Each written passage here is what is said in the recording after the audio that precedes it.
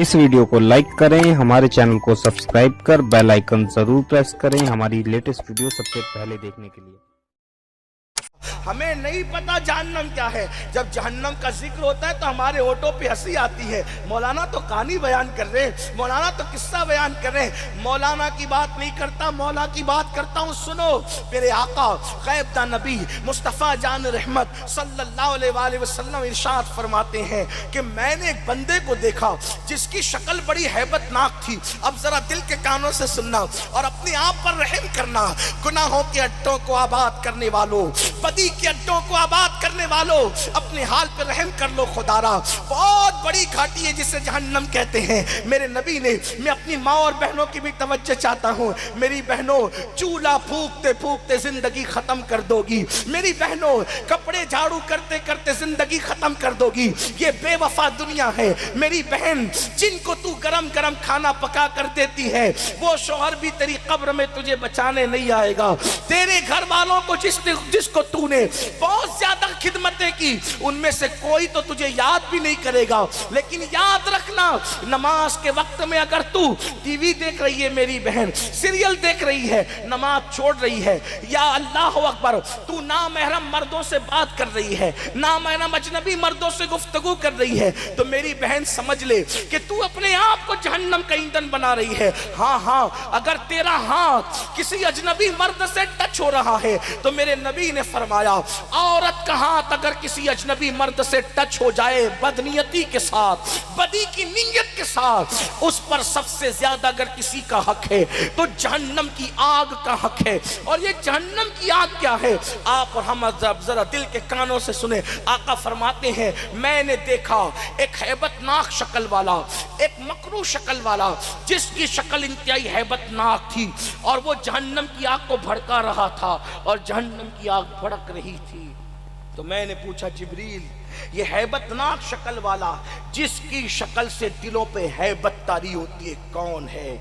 तो कहा कि ये दारोगाए जहन्नम है, जो अभी भी भड़का रहा है और क़यामत तक जहन्नम की आग को भड़काता रहेगा। और जहन्नम की आग क्या है पता है?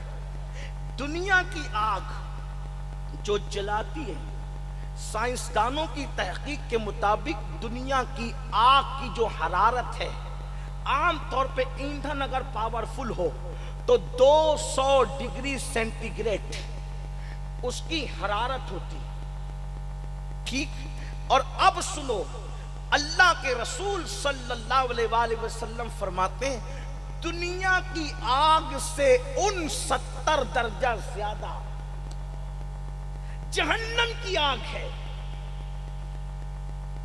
आप अंदाजा करें, 69% ज्यादा जहन्नम की आग है। और ये तो सिर्फ समझने समझाने के लिए ये मुहक्किकीन की बातें कर रहा हूं कि 200 डिग्री सेंटीग्रेड होती है और फिर वहां पर 1 लाख से ज्यादा होती है। ये सिर्फ कहने की मुहक्किकीन की बातें। हुजूर ने फरमाया, बल्कि एक हदीस में फरमाया 69 और एक हदीस में फरमाया 70 दर्जा ज्यादा।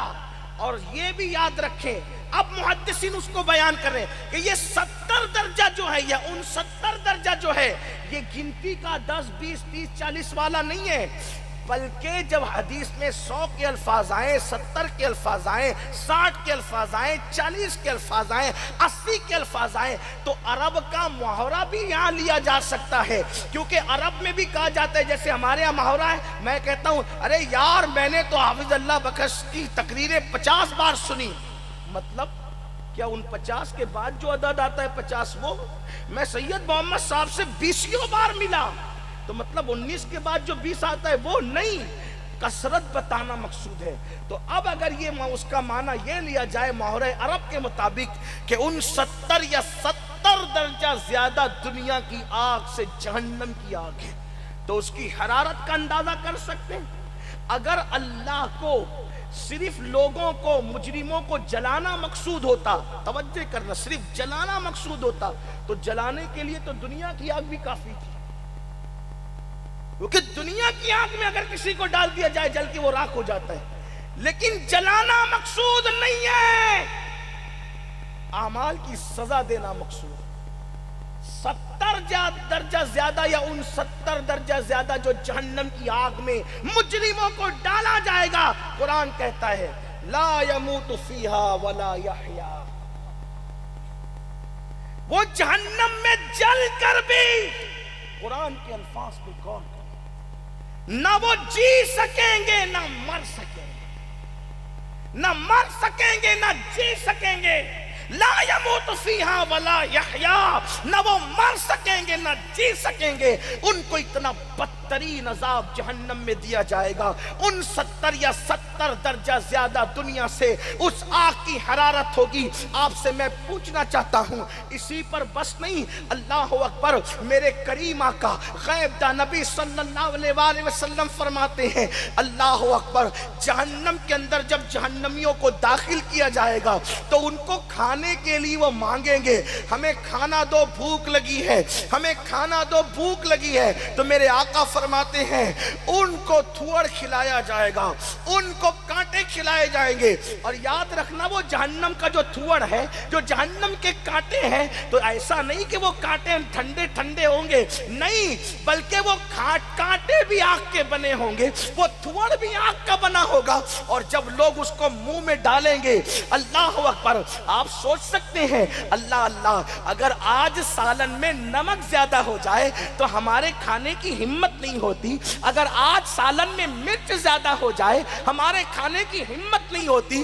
میرے آقا علیہ السلام کے پیارے دیوانوں، اگر چائے گرم گرم منہ کے اندر چلی جائے، زیادہ گرم ہو، منہ اور زبان جل جاتا ہے، تو انسان کی کیفیت کیا ہوتی ہے؟ تھوڑی دیر کے لیے ذرا تصور تو کرو، تھوڑی دیر کے لیے ذرا غور تو کرو۔ اللہ اکبر، انٹرنیٹ پر غور کرنے والوں، سائنس کے ضابطوں پہ غور کرنے والوں، جغرافی کے اصول پہ غور کرنے والوں، ریاضی کے ضابطوں پہ غور کرنے والوں، ذرا اپنی آخرت کے احوال پہ غور تو کرو۔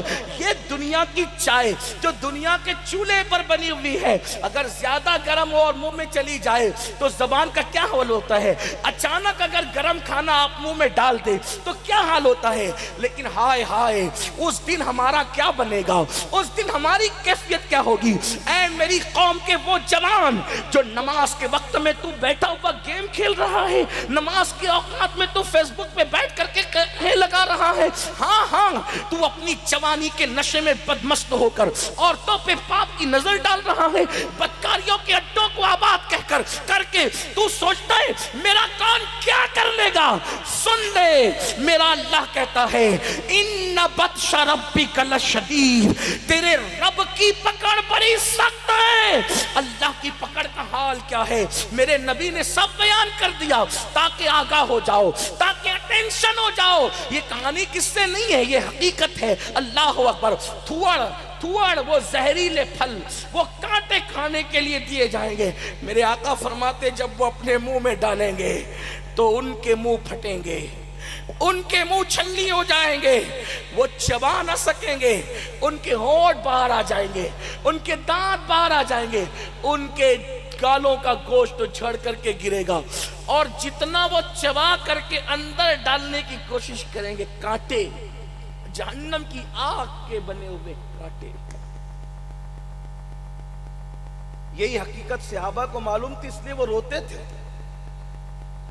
ہمیں یہ حقیقت نہیں پتہ ہے، اسی لیے تو کہتا ہوں نیک بننے کے لیے علم کا ہونا بھی ضروری ہے۔ بغیر علم کے ہم نیک بھی نہیں بن سکتے، ہمیں تو پتہ ہی نہیں، ہم تو ہنستے ہیں، ارے چھوڑو مولانا اللہ کریم ہے۔ میں کہتا ہوں اللہ کریم ہے، کیا یہ صحابہ کو نہیں پتا تھا اللہ کریم ہے؟ آپ کو آج پتا چلا اللہ کریم ہے؟ رات رات پر رونے عبادت کرنے والے کیوں ڈر رہے تھے؟ آنسو کیوں بہا رہے تھے؟ انہیں نہیں پتا تھا واللہ خدا کی معرفت جتنا صحابہ کو نصیب تھی اس کا کوئی ذرہ بھی کسی کو نصیب نہیں ہو سکتا۔ انبیاء کی جماعت کے بعد اصحاب رسول کو جو معرفت تھی، کیوں؟ اس لیے کہ صحابہ نے خدا کو دیکھنے والے مصطفیٰ سے توحید کا درس لیا تھا۔ ان سے زیادہ خدا کی معرفت کس کے پاس ہو سکتی تھی؟